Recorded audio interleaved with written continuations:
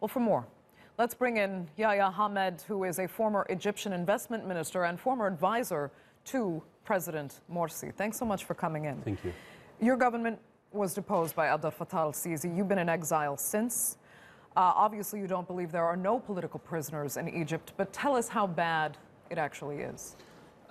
Actually, the bloody coup d'etat that Abdel Fattah al-Sisi has launched in 2013 in July has sent Egypt decades back. We are talking about thousands who have been died and killed, whether in Rabaa massacre, in other massacres, being deprived from taking proper medications in the prisons. We are talking about more than 60,000 political prisoners, prisoners of consciousness, who are behind bars. You're talking about minors, girls, women. 40 people have been arrested in December. Amnesty Group, Human Rights Watch have been talking about them. All of them are human rights activists and lawyers. Another 40 people a few days ago have been killed only because Abdel Fattah al-Sisi is saying that they are behind some terrorist acts without trials, without anything. So Egypt now, it's an unprecedented thing in Egypt's, at least, modern history to witness something like that. Right. And you briefly alluded to el-Sisi's defense there. He says these are not political prisoners, these are extremists. He's labeled your organization, the Muslim Brotherhood, an extremist group.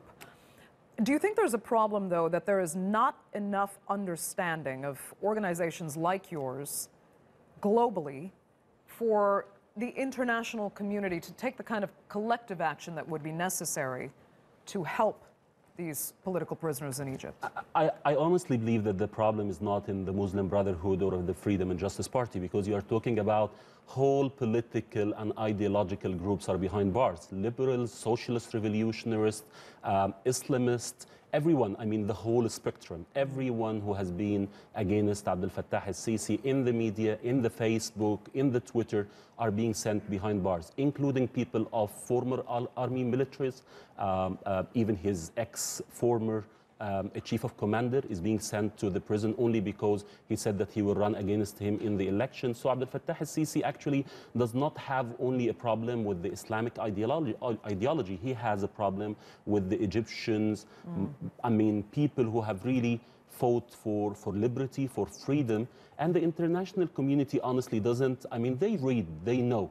But we are talking about people who have been turning blind eyes, turn a deaf ear to what's happening only for political and economic bribes that's being, paid here and there by the Saudis, helping Sisi to buy some missiles and aircrafts from here and there, France, Germany. You know what's going on. So it's a pity.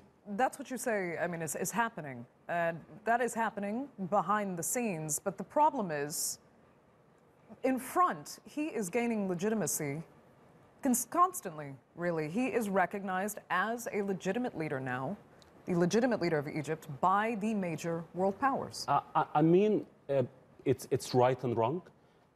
If you want to see like the international powers are welcoming them, then, I mean, Stalin was in the same position, Hitler was in the same position. But at the end of the day, history turns its real back when those people goes away. This is a bloody fascist. This is someone whose entry, we have 65% of our population under 29 years old. I mean, a very young generation.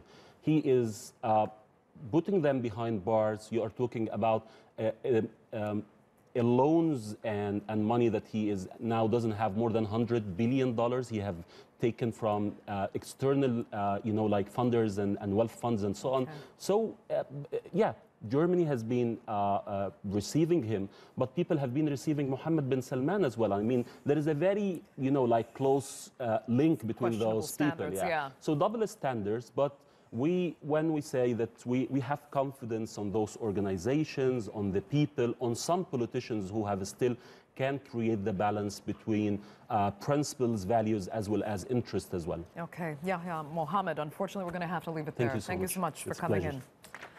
Now,